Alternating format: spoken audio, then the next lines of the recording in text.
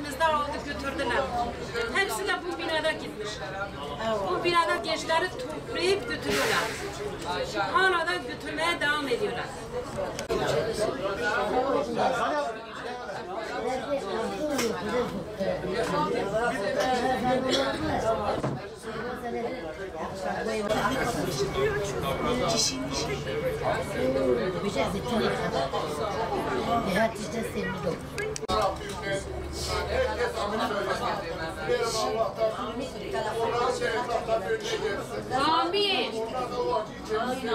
Şırnak Oğludere Uzungeçit köyündeyim.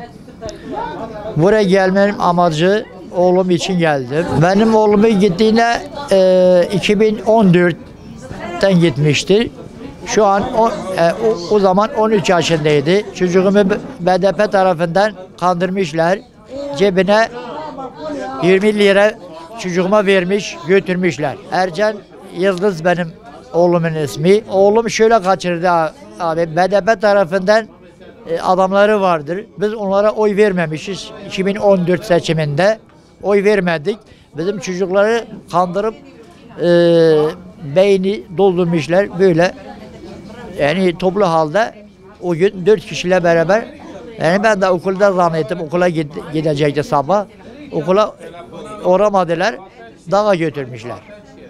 Evet, o gün bugündür haber alamıyorum çocuğumda.